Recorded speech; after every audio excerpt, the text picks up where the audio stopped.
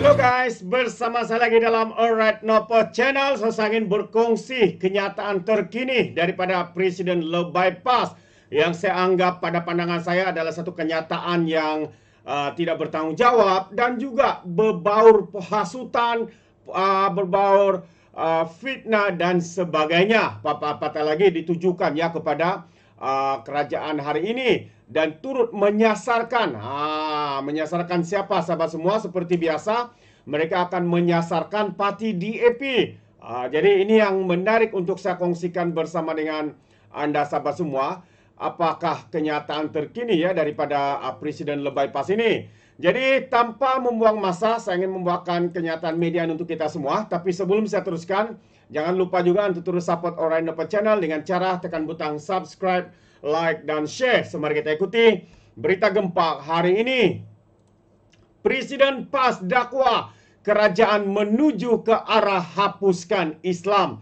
Jadi ini antara kenyataan yang saya anggap dan pandangan saya menyatakan sekali lagi Presiden Lebay Pas ini menunggang isu agama dan bangsa, menyatakan kononnya kerajaan hari ini menuju ke arah untuk hapuskan Islam. Di mana buktinya sahabat-sahabat semua? Kalau hanya bercakap sembrono tanpa ada asas dan bukti, ini boleh dianggap sebagai satu hasutan. Pada pandangan saya, satu fitnah sengaja untuk menakut-nakutkan khususnya kaum bangsa Melayu yang beragama Islam dan sebagainya. Itu pandangan saya sahabat semua. Jadi menarik ya untuk saya bawakan bersama dengan anda apakah yang dikatakan oleh Presiden Pas Hadi Awang ini ya, dengan selamba menfitnah kerajaan Madani kononnya sedang menuju ke arah penghapusan Islam. Ini antara fitnah dan juga hasutan yang sedang dibuat ya oleh Presiden Lebay Pas ini. Fitnah itu dilemparkannya semasa berucap dalam satu ceramah perdana karnival sambutan 1 tahun ya pemerintahan Pas di Terengganu Kemaman semalam. Katanya kita lawan DAP karena perjuangan di Malaysia nak menghapuskan kebangsaan dalam kerakyatan. Ini antara ucapan ya yang dinyatakan oleh Hadi Awang ini. Tambah lagi, nak menghapuskan Islam adalah agama negara.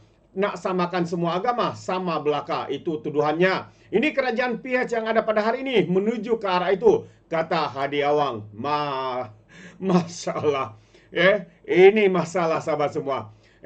Bercakap tanpa bukti, bercakap sembrono, menghasut orang, menfitnah, katanya kerajaan ini menuju untuk hapuskan Islam. Ini bagi saya adalah satu kenyataan yang tidak bertanggung jawab dan jelas adalah satu isu yang menyentuh isu 3R, yaitu bangsa agama.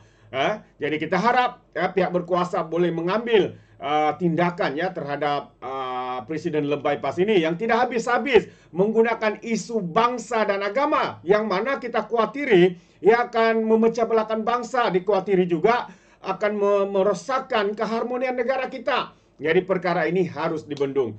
Jadi sehubungan itu, dia yang juga Ali Paliman Marang menyuruh masyarakat Islam untuk melawan kerajaan. Bayangkan betapa sesat, betapa hancur, betapa terdesaknya parti Pas ini, Presiden Lebay Pas ini sahabat semua, sehingga menyeru, menghasut rakyat untuk melawan kerajaan. Kononnya kerajaan ini mau menghapuskan Islam.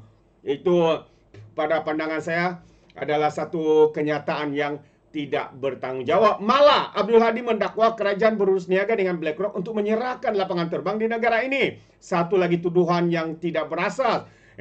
Negara ataupun perkara ini ataupun lapangan terbang tidak pernah diserahkan seperti mana yang dituduh ini. Sebab itu katanya kita orang Islam kena lawan, apalagi yang lebih membahayakan. Yang lebih membahayakan adalah pemimpin-pemimpin seperti ini yang tanpa bukti, tanpa ada asas membuat dakwaan, hasutan dan juga fitnah seperti ini.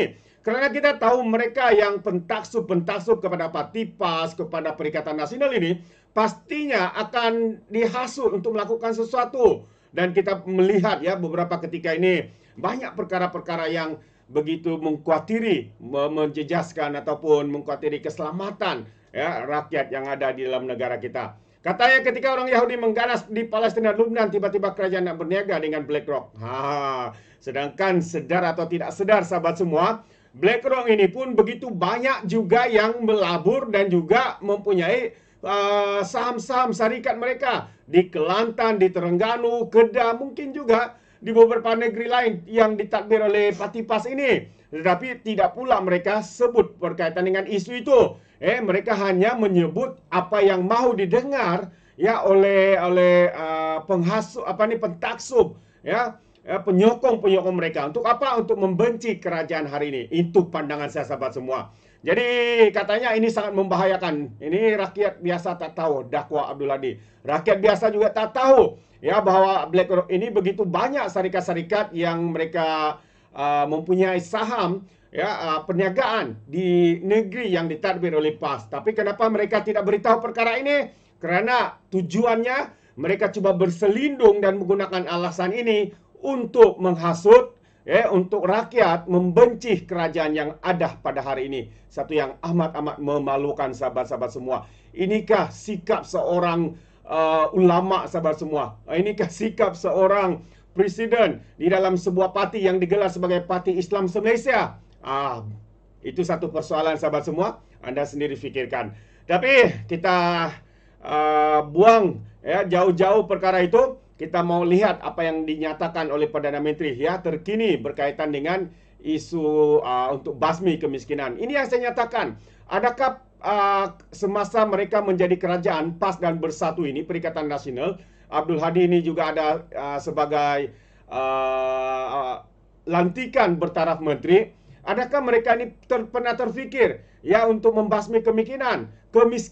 Tidak ada satupun perkataan ataupun dasar yang mereka lakukan sahabat semua. Apa yang kita dengar, mereka cuba untuk mempertahankan jawatan ya dengan menghasut, menggunakan isu bangsa dan agama, ya ada scheme of things dan banyak lagi. Ya, demi apa? Demi kuasa dan sebagainya. Bila ada kuasa, mereka hanya tidur tanpa berbuat apa, tapi gaji puluhan ribu masuk dalam akaun mereka. Hari ini, kerajaan ya begitu serius dalam membasmi isu kemiskinan. Kerajaan akan pastikan tiada keterisan. Itu antara kenyataan terkini ya daripada Perdana Menteri kita, Datuk Seri Anwar Ibrahim. Katanya dasar kerajaan Madani yang menumpukan perhatian kepada isu tata kelola bertujuan untuk memastikan bantuan kepada golongan miskin di negara ini sampai kepada sasaran, kata Perdana Menteri.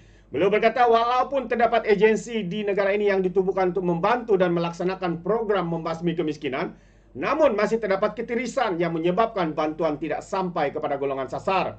Jadi apa yang kurang di Malaysia? Soalnya semua ada. Sebut soal pemasaran, kita ada FAMA. Untuk ikan kita ada LKIM.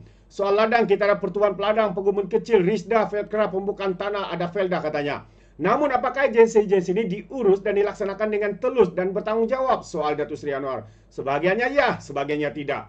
Jadi ini antara kenyataannya. Datuk Seri Anwar dalam satu ucapannya dalam ucapannya ketika dalam Majlis Sarahan Sabah Sahabat Pemikir Kemiskinan dan Hari Akademik Negara Universiti Pendidikan Sultan Idris di Tanjung Maling, Kedah hari ini. Di antara Tanjung Maling. Tanjung Maling ini di mana? Perak kah? Saya kurang pasti. Dan Anwar juga berkata kerajaan membelanjakan sebanyak RM22 bilion setahun bagi tujuan untuk membasmi kemiskinan. Dan jika jumlah itu berjaya diurus dengan baik, ia mampu menyelesaikan isu kemiskinan di negara ini. Dan sementara itu, Datuk Seri Anwar menegaskan bahwa isu kemiskinan perlu diperangi melalui usaha yang melibatkan berbagai dimensi. Beliau berkata, usaha tersebut tidak boleh hanya tertumpu kepada pelaksanaan projek atau program semata-mata. Sebaliknya, berbagai aspek berkaitan isu ini termasuk puncak kemiskinan, pemilikan modal dan kecelaruan dalam sistem pemasaran termasuk penindasan oleh orang tengah perlu diberi perhatian. Contohnya, jika harga ikan di pantai Remis RM2 sampai ke Ipoh menjadi RM6. Dan bila sampai ke Kuala Lumpur jadi RM12. Jadi kecelaruan ini tidak membantu nelayan miskin. Kita buat projek bantu rakyat miskin di pantai Remis. Tapi jika kita tidak betulkan penindasan orang tengah, ini ketimpangan, produktiviti dan modal yang rendah. Inilah masalah yang perlu kita tekankan, kata Datuk Seri Anwar Ibrahim. Beliau juga berkata isu kemiskinan dari berbagai dimensi telah lama diulas dan diperjuangkan oleh para sarjana dan akademik termasuk pemikir bangsa Allahyarham Tan Sri Zainal Abidin Ahmad iaitu Zaba, dan ilmuwan hari ini menjadikan rujukan bagi membina tekad baharu membasmi kemiskinan. Kita harus manfaatkan peluang ini untuk membina tekad yang baru dalam sejarah mana-mana bangsa dan negara. Terdapat ketika ini di mana kita diberikan kesempatan untuk memutuskan sama ada kita akan melakukannya anjakan ke arah kebaikan atau kekal di takuk lama, katanya lagi. Dalam pada itu, Datuk Seri menekankan bahawa pembasmian kemiskinan bukan sekadar terhad kepada wang ringgit dan harta benda, tetapi juga melibatkan kemiskinan akal budi, pemikiran dan cita-cita. Pada program itu, Perdana Menteri turut melancarkan kempen Guru Bangsa dan Hari Akademi Negara 2024. Jadi itu dia sahabat semua, antara kenyataan dua pemimpin. Yang satu tidak habis-habis menunggang isu bangsa dan agama. Demi apa? Untuk tujuan politik semata-mata. Untuk kerakusan mereka untuk merebut, untuk menjatuhkan kerajaan hari ini. Tapi tidak pernah pun terfikir, terlintas di hati nurani mereka untuk membasmi kemiskinan. Contohnya kemiskinan tegar yang ada di Kelantan, sahabat semua. Apa yang kerajaan PAS lakukan selama 35 tahun ini tidak ada, sahabat semua. Janji demi janji ditabur, tapi satu perkara pun tidak dapat diselesaikan. Contohnya seperti isu bekalan air bersih, stesen bus. Janji hari ini, tahun ini siap, lepas tu selepas tahun ini, tahun depan siap, lepas tu tahun depan siap, masih uzur dan begitu memilukan.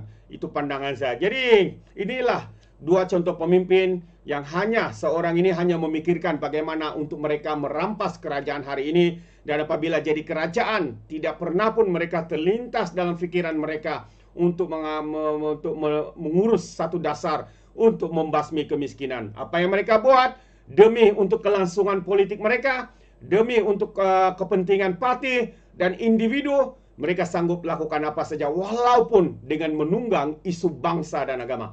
Itu pandangan saya, sahabat semua. Jadi bagaimana dengan Anda? Adakah Anda seirama dengan saya? Anda boleh berikan komen di dalam ruangan komen. Jadi terima kasih. Izinkan saya untuk mengundurkan diri, dan seperti biasa peribahasa mengatakan tapapun kangkap dua ton keinginan. Dalam bahasa Melayunya, tubuk dadah, tanya selera. Sekian daripada Alright Napa Channel. Kita berjumpa lagi. Bye-bye.